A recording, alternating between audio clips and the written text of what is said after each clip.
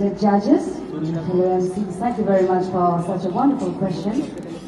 One thing, if I have the power to add one such element or policy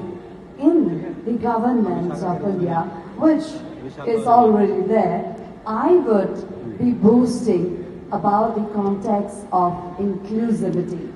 Because today we are living in a world where we are fighting over land, over soil, over territory, over gender. We are not here to accept things, but only we are here to present our opinions.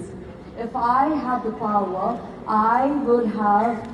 installed the concept of inclusivity that may one person be neutral to a point that you are open to knowledge, you are open to people, you are open to newness of life, so that each of us, that the Indian Constitution says, Article 21, right to life with dignity, that you actually live your life with utmost form of dignity. সকলোকে ধন্যবাদ জ্ঞাপন কৰিব খুজিছো কাৰণ মই কেতিয়াও ভবা নাছিলো যে মই ভাইৰেল হৈ যাম সৌদিনা যেতিয়া খিতাপ লাভ কৰিলো আমাক ক্ৰাউন পিন্ধালে আৰু তাৰপিছত আমি হোটেললৈ গুচি গলো আৰু আমি বিৰাট টায়াৰ্ড আছিলো আমি শুই গলো আৰু পুৱা 4 বজালৈকে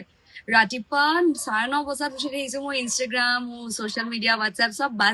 বাজ হৈ আছে তেতিয়া মই ৰিয়েলাইজ কৰিছো যে মই আগদিনা সন্ধিয়া মই যিখিনি কথা যিষাৰ কথা যেনেধৰণে ৰিপ্ৰেজেণ্ট কৰিছিলো মানুহে বিৰাটেই ভাল পালে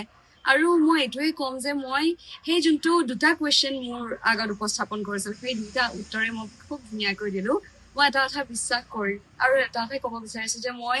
সেলফ কনফিডেন্স মই যি বিশ্বাস কৰো সেই মোৰে নিজৰ বিশ্বাসখিনিত মই শব্দৰ দ্বাৰা ফুটাই সেই মঞ্চখনত সেই কথাখিনি কৰো আমাৰ অডিশ্যনছ হৈছিলে অডিশ্যনছ প্ৰায় ফেব্ৰুৱাৰী শেষৰ পৰা আৰম্ভ হৈ গৈছিলে আৰু তাত আমাৰ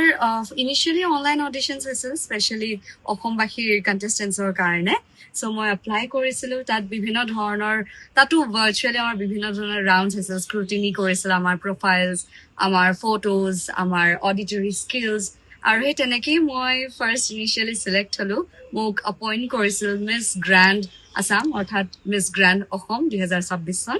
আৰু তাৰ পিছতে মই আহি গলো ৰাষ্ট্ৰীয় পৰ্যায়ত টু কম্পিট উইথ দি আদাৰ কণ্টেষ্টেণ্টছ অভাৰ ইণ্ডিয়া এতিয়া ক'ব গ'লে মই খুব আৱেগিক হৈ আছো যেতিয়া 12 তাৰিখে মোক এইটো অফিচিয়েলি ঘোষণা কৰিছিল যে মই মিছ গ্ৰেণ্ড ইণ্ডিয়া 2026 চনৰ প্ৰথম ৰাণাৰ আপ সেই কিতাপটি সন্মানীয় কিতাপটি লাভ কৰাৰ পিছতে মোৰ ক'বলৈ গ'লে এটা সৰু সপোন আছিলে আগৰ পৰাই যে অসমক মই ৰাষ্ট্ৰীয় বা ভাৰতবৰ্ষক আন্তঃৰাষ্ট্ৰীয় পৰ্যায়ত বিউটি পেজেণ্টত ৰিপ্ৰেজেণ্ট কৰা আৰু সৌদিনা সন্ধিয়া মোৰ এই বিৰাট ডাঙৰ সপোনটি